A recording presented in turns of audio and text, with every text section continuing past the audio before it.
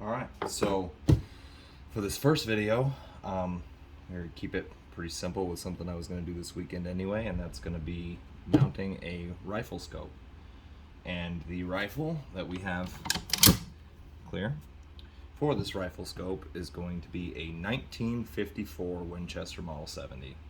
It is chambered in 30-06, and it's been an awesome rifle so far. This monstrous piece of glass that's on it is a Vortex first generation Strike Eagle 4-24 with the dialable turrets. It doesn't have a zero stop or locking turrets on it, so I went ahead and bought one of the newer Arkin EPL 4s in 4-16 by 44 millimeter, and we're going to go ahead and throw that on and kind of show you what that process is like. So without further ado, go ahead and do that, and I'll go ahead and kind of talk about the rifle a little bit. These videos might be a touch monotonous at first because I kind of am long-winded, so just bear with me. So I picked this rifle up used. Obviously I didn't buy it in 1954 from the second owner, who did buy it from the original owner, who ordered it out of a catalog. I got a really good deal on this rifle. I bought it so long ago that it was back when there was gun groups on Facebook, and you could buy firearms, at least long guns in my state, without actually doing a background check. So I've had it for a while. I've never taken anything bigger than a coyote with it, but it does do wonders on coyotes, and I found that it is actually exceptionally accurate for an older rifle. Like, very accurate for an older rifle, hence why there was such a big piece of glass on it. Let's see. So, the rings that I'm going to be using are these worn QD rings. They have a QD lever on them. I pretty much run those on all of my rifles except for one. I have a pair of non-QD worn rings on, and they have worked flawlessly. I have some on a 375 H&H that have never moved or adjusted zero on me. I like the QD because most of my rifles have backup irons on them. I'm kind of an old soul like that. And yeah, they've just been great. The vertical style of the locking system for your scope works really well. So on this old piece of glass, this big Vortex, which is a 50 millimeter bell, I am running the medium height warns. And for this new one, it is a 44 millimeter bell, and I'm going to try and squeeze low rings in there just to see if that'll work, see what it looks like. Because I've got a set that's free, so I won't have to take that scope out. I might still use that scope for later videos on this rifle. But basically, what I'm doing is I want to set this rifle up for bear season. I'm leaving in about 2 weeks to go up and archery hunt for elk and deer, and I'd like to have a rifle for backup for bear in case I see one. So these Arkins, I've heard a lot of really good things about them. They are supposed to be very, very clear for the price point, and from what I've tested in my backyard, that seems to be the case. It's got a zero stop on it, so that will be handy, and the turrets are also a lot more positively engaging than the ones that are on the Vortex currently. So we're going to go ahead and try that out. So I'm going to mount this after I oh god, I can't think of words right now. Words are hard. I'm going to use a lap kit to lap the rings, and then I'm going to mount the scope inside of those rings. So yeah, we'll go ahead and get started on that. So the first thing I'm going to do is I'm going to set this wrench, which is a Wheeler adjustable pound-inch wrench. They're fairly inexpensive and definitely worth the money if you want to be able to set torque on your rifle. And the scope states that 18 inch-pounds is the max. So we're gonna go ahead and drop it to like 11 first. And we'll get these rings taken apart.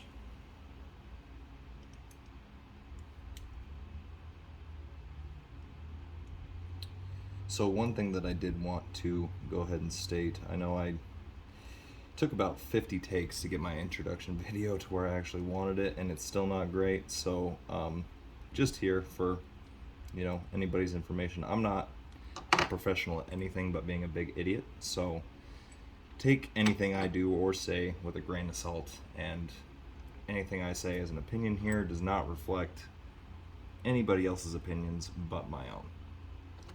So for whatever that's worth, I probably won't be trying to give much advice on this channel, considering I don't have a career in any of this stuff.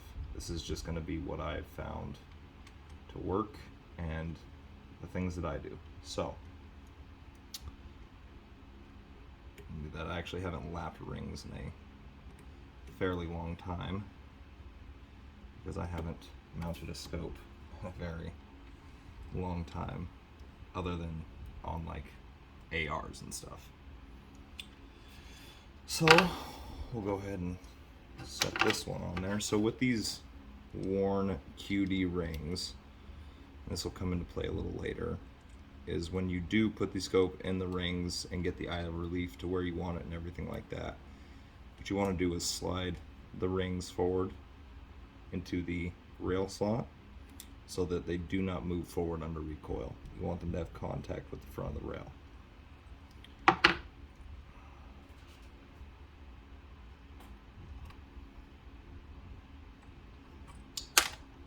I guess I could have put these on without taking them all the way apart, but like I said, professional idiot. So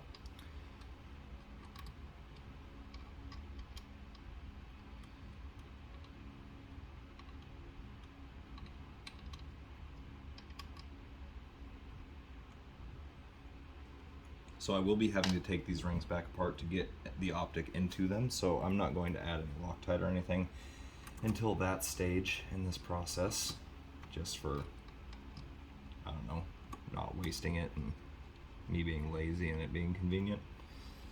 Alright, so we got those mounted on there pretty decently. So next, this lapping kit. It is a Wheeler kit, and I don't know if I've done any 1-inch rings at all, actually. Oh, that is a 1-inch tube. So most of what I've done is 1-inch tube. That one's got nearly no paint left on it. So let's slide this bar in here if we can.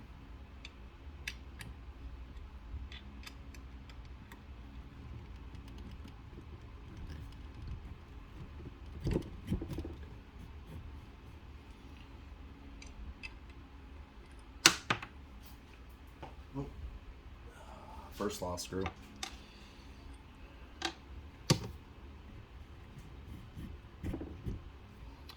go ahead and take these top ones out of the second one. Might be a little easier there. Alright. So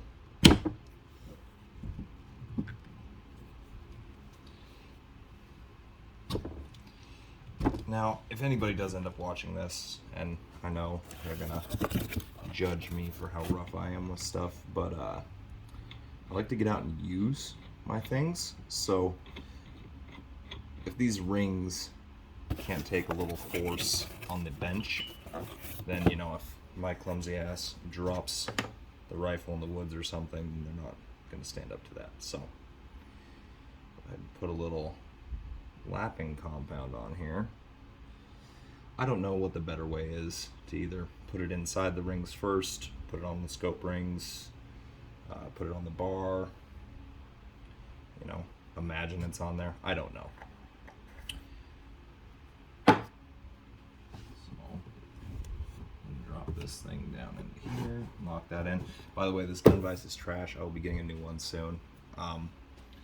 It's great for, you know, doing stuff that doesn't require a level, but the way the rear end of it is designed, the way it clamps the buttstock of the rifle, it is a real pain in the ass. It also works terribly for ARs. It does not hardly work at all for ARs.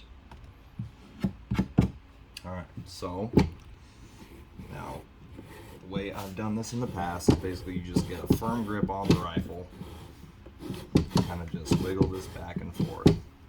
And what that lapping compound is doing, let me close that chamber real quick just in case, is it's taking off like 10 thousandths of an inch inside these rings. Basically just straightening the rings out to the bar.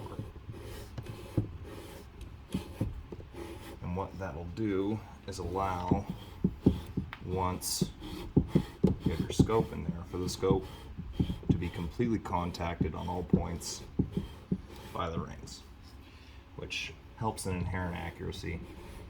Allegedly, I don't know. I have definitely not done it to every rifle I've ever owned, and I've owned some fairly accurate rifles that I've never done this to. But I haven't done it in a while, and this is a new optic that I'm trying to give every chance possible to be awesome, so this is what we're going to do.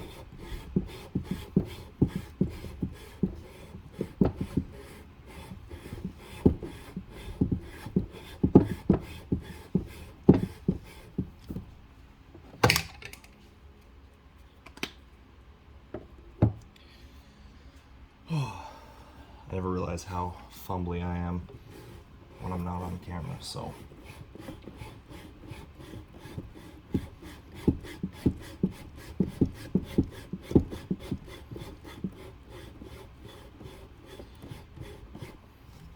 So something I have done in the past when I have lapped rings is to put the top screws into these rings and just slowly cinch them ever so slightly to tighten them down. I don't think I'm going to do that with this set. One thing to remember, if you do lap your rings, they're probably not going to work on another setup the same way, just because obviously the bases are different. There's minute differences in them. So you're probably going to have to relap them if you lap them once, if you're going to use them on a different setup.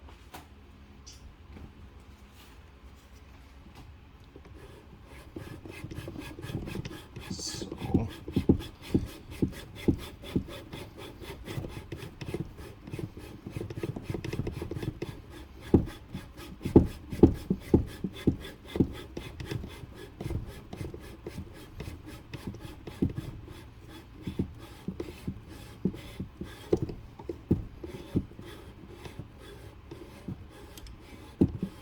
starting to get a little smoother, so it's definitely taking some material off inside. So I think that I'm going to go ahead and call that good. Mostly just so this video is not 4.5 hours long.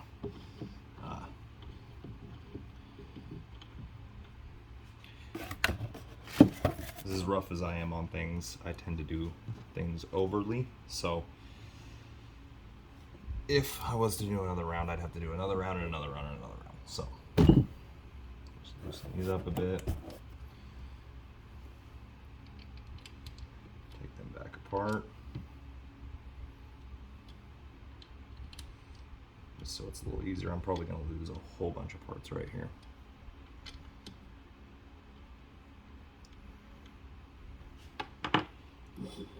So, that slides out of there pretty easy.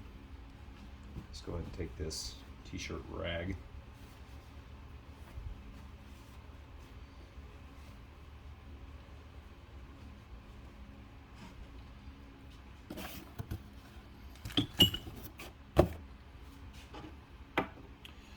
Alright, so now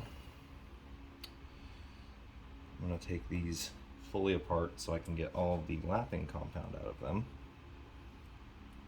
because they will get into the screw holes, and it doesn't hurt anything, really.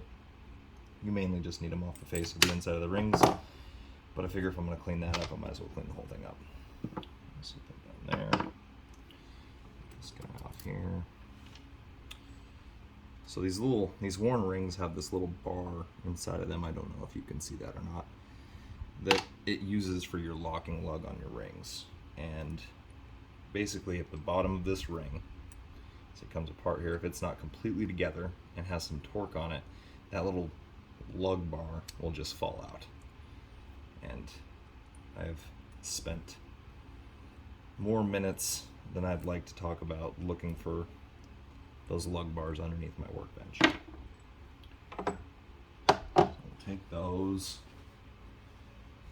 and what I'm gonna do is I'm gonna take this rag, get a little single layer here, can't brake clean, because if you have a garage where you do stuff, you should definitely have brake clean, and mine is empty.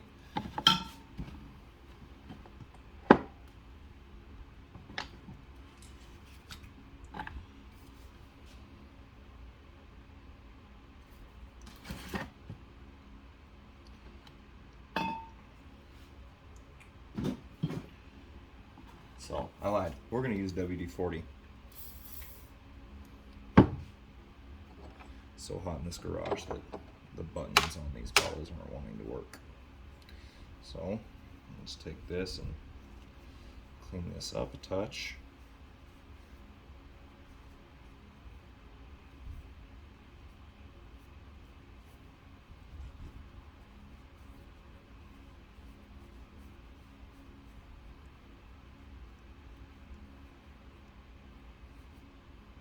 Now, usually, the last couple times I've done this, I'm a little smarter about it because I'm not filming myself and I'm not nervous, and what I do is I'll write R and F on the two different sets of rings so I know which ones go in the front and which ones go in the back. Did not do that this time, so I'm just going to have to go ahead and try to remember. So doing the lapping for that amount of time really didn't take much material off the inside of these, but as I said before, I know, well, most of the people I know that shoot don't lap their rings, and they don't seem to struggle with accuracy much. But it's a little added thing, especially if you're going to shoot long distance, probably out to 1,000 yards and further. It's probably something that you'd want to do. Now see, these rings, which are the front rings, it did take quite a bit of stuff off of. Let's see if I can get this cleaned up enough. I don't know if the camera will pick this up with my terrible lighting. So there's some discoloration in there. And that is just the bare metal that the lapping compound took the rings down to. Is it going to make a difference? Don't know. Don't know if I'm a decent enough shooter for it to make a difference, but, you know, a boy can dream.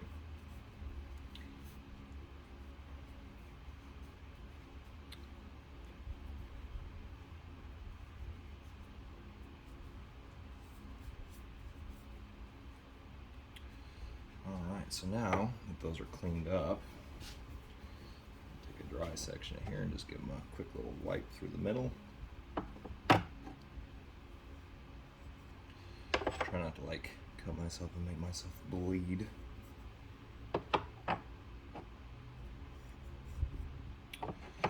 Alright, so now what we're going to do is we're going to take this scope here and put it in these rings. So I'm going to take this front set. I should probably take that off first there.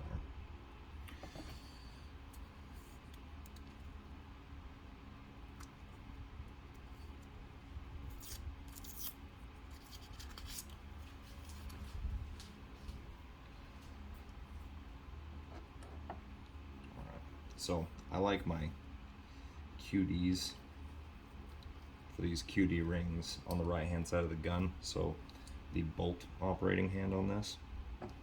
Don't know why, I think it's more aesthetically pleasing.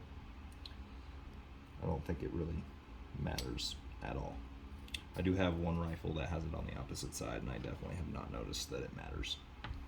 So now if I was prepared, I would have got my Loctite out.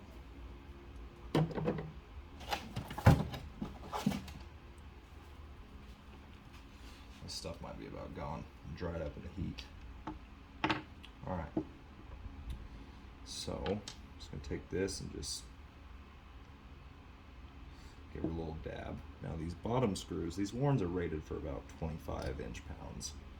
So the bottom screws that are not going to create tension on the scope, I think I'm going to tighten to their spec of 25 inch-pounds. And the top ones that do create tension on the scope and keep it from moving, I will tighten to the scope manufacturer specifications. So we'll just get these hand tight here. So now that that lug won't fall out, we can get this back one put together here. These little screws in a more convenient area. I hope this is all going well because I'm not refilming this.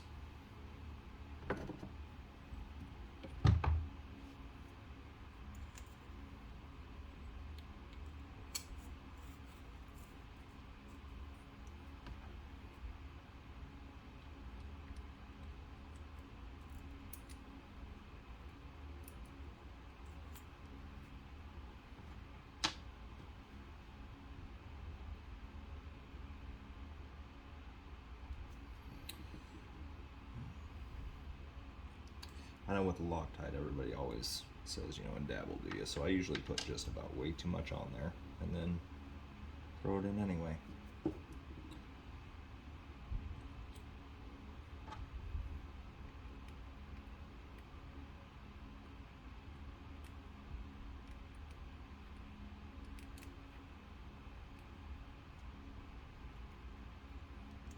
All right, now scope in the rings.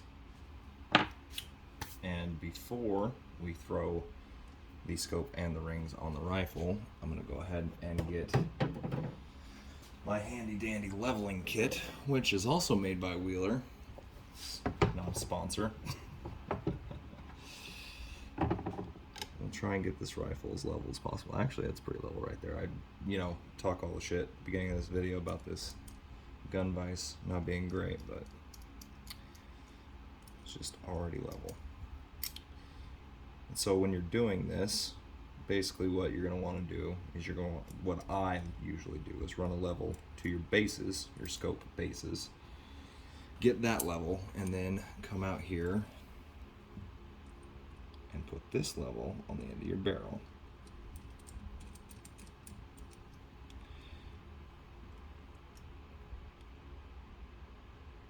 And all you're doing is you're going to match this level to that level.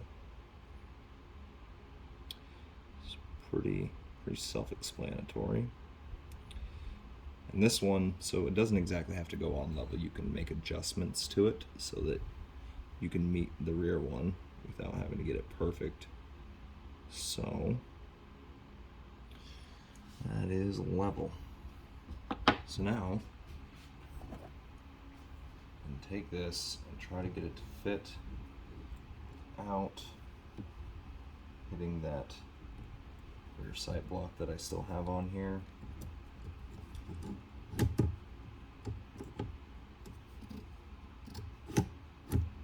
Okay, so that's the front there. So I'm hoping that we can move this back a touch. Maybe. Nope, that's as far as she's going back. So move that one back there to get a little more room up here. There we go. As long as the scope cap will clear this sight. Yeah. Using my super accurate measuring tool here, about a screwdriver bit's width rear of that stock lug there, and then I'll throw these up for now, and then you can check eye relief and see if that's going to work.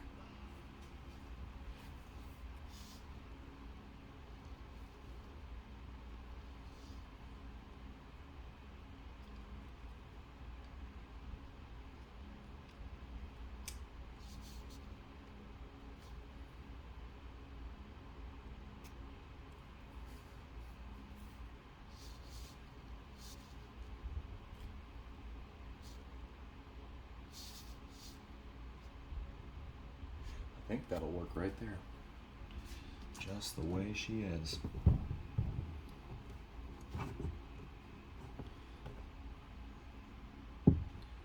Things don't usually work out that easily for me, but when they do, I really appreciate it. So, that will definitely clear there. This is pushed nearly as far rearward as it will go. That's as far rearward as it will go, so that'll help the eye relief a touch. And this is pretty free moving in there. So, what I like to do is I'll leave these loose before I tighten these screws. That way there is no chance that there is any walk in the threads or anything of that nature. So we'll go ahead and set this to 25 inch-pounds. These bottom ones, so they just cinch out immediately.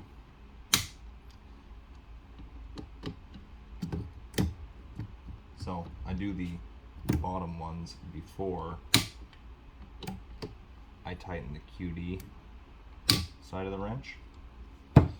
That way they're still QD. If you were to tighten this side beforehand and then tighten the screws to 25 inch-pounds, you're probably not getting them off with your hands. Maybe there are people out there stronger than me that can do it. I'm sure there are people out there stronger than me that can do it, but I prefer, if I need to, not to struggle like that. So, like I said, so the rings are on the scope. Scope is loose in the rings, and what I'm doing is I'm pulling these rings forward and then tightening the QD side. Those are sitting pretty good. Just those kind of so they match. All right, rifle's still level. Now out comes our secondary level again. So we know what eye relief we want, and it's right about the spot. And that is nearly dead nuts level. So if I can squeeze in here, this is a real pain in the ass I'm trying to film. Use the other eye. Yeah.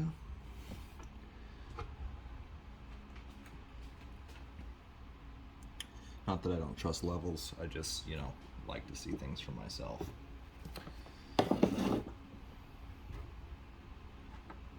So as I said, the plan for this rifle is to take it bear hunting this year. And I'm also thinking about maybe doing a long form series on older budget guns. Now, I know this probably doesn't qualify as a budget gun because of the prices of pre-64 Model 70s that I've seen, but for the price that I paid for it, I think it would be considered a budget gun. But I mean, it doesn't have to be a pre-64 Model 70. I'm just infatuated with the Mauser style claw extractors, so that's why I got the gun. As I said earlier, I bought it from the second owner, who bought it from the original owner, and he bought it from the original owner when he was in high school. It was his best friend's dad, and he sold it to me for what he paid for it, maybe a little extra on top or added for inflation, but the last price that I saw for, okay pre-64 Model 70s in the basic 30-06 or 270 caliber on Gunbroker was around $1,000, and that's not including any kind of optic. I got this rifle with about 260 rounds of 30-06 ammunition in every variety you could think of, including some military stuff, which they don't make anymore. I got it with a 3-to-9 power Nikon Pro staff. Shout out to Nikon for not making scopes anymore because, guns are bad or whatever. That Pro staff is still on a rifle that I own, but I got it with the 3-to-9 Pro staff on it for $560 with almost 300 rounds of ammunition, some of it, you know, weighing in at $10 a round. So I would say $560 for, you know, a budget rifle isn't bad, especially when it comes with an optic. It was ready to go when I bought it. I always see these, you know, so-called gun tubers doing these budget rifle builds with the Ruger American, and I'm sure it's a great rifle, but I don't know, something about the old style of actions like this, the Remington 700, I just like them. I'm not a huge fan of like the Tikka actions, or Tikka, however you want to say it. I understand that they have a much less angled bolt throw, and they're probably a lot faster and smoother to operate, but I don't know, man, it doesn't even have to be wood. Just the old style actions, the way they look, their aesthetics are just better, in my opinion. I do appreciate a good wood stock, though. But yeah, so I've been thinking maybe about doing a series where, you know, I can get a hold of a more modern rifle that's, you know, allegedly they're more accurate than the older ones. So, thought about putting them head to head, seeing what's what, you know. We'll go ahead and crank this up to about 15.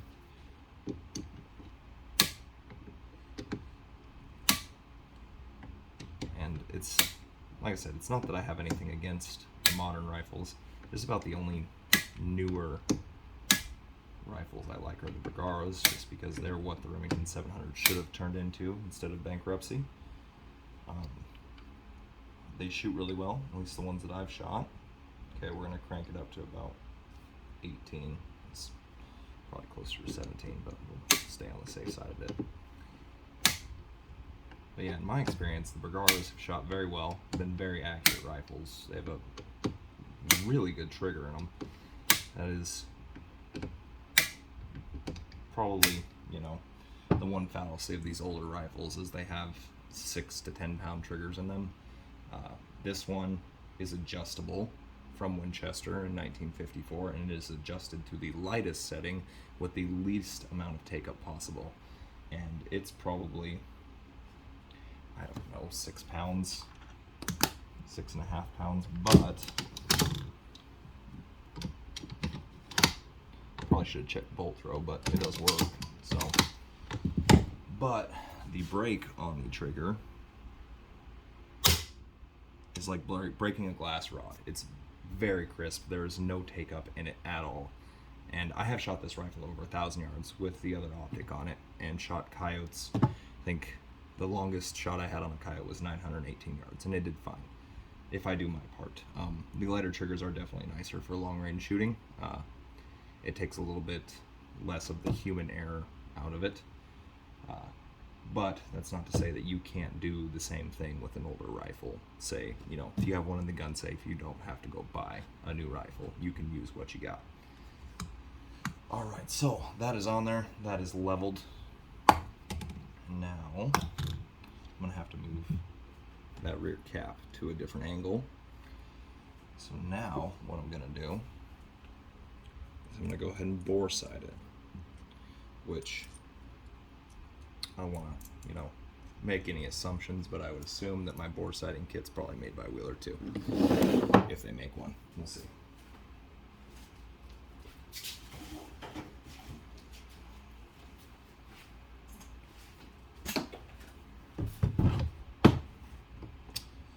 I don't know who makes this. It doesn't have a name on it, but it's a fairly simple system. Inside this little ocular lens, there's a target printed on the back end of it. So when you set it up like this, you look through it and you can see the target. You adjust your turrets for the center of the target, and it should get you pretty close to on. They say at 100 yards, I start at 25. Everybody's got their different way of doing things. So I am going to have to turn the rifle a bit out of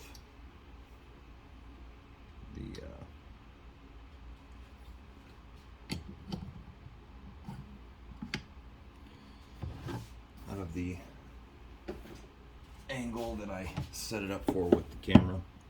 Alright, so it's here. Alright, so now what I'm going to do, I'm going to try to set this up so I can at least get a less than terrible cheek weld on it. So I'm just going to pop this up out of here.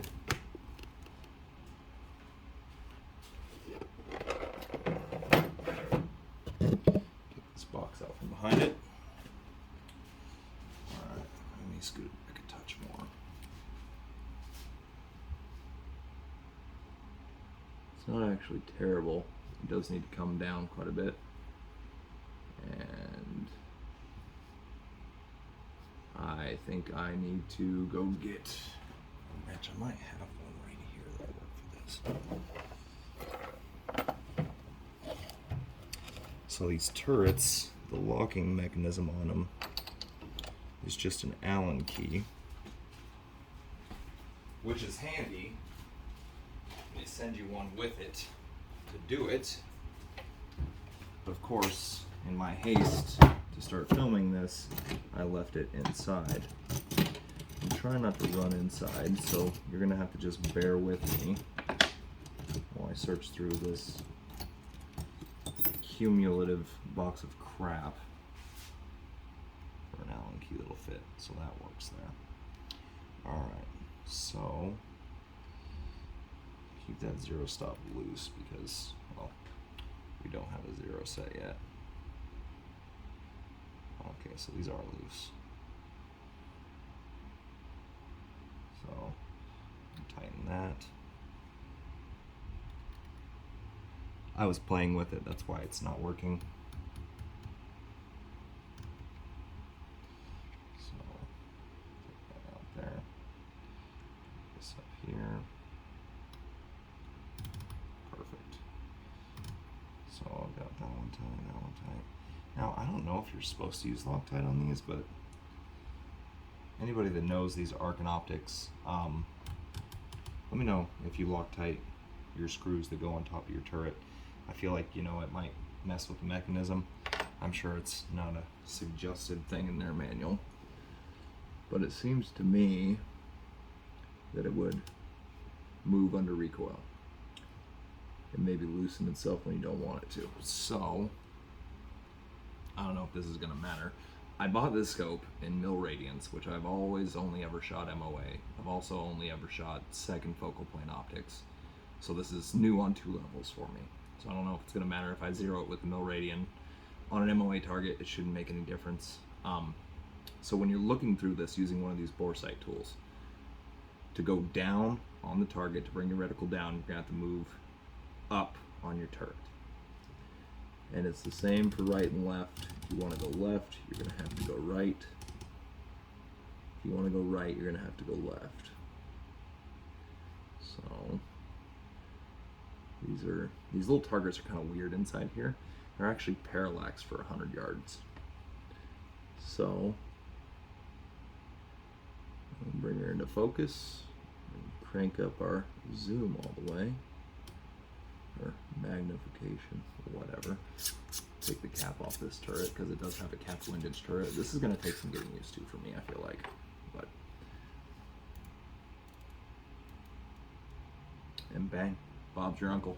It's on. So I may make another video here in the next week as I scramble to sight on a new optic because, you know, I like to make things hard on myself. I might make another video shooting this.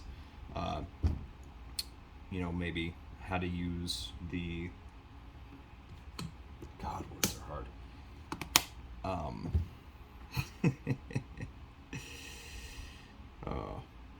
The bullet velocity measuring device, because I can't think of the word right now, that I own.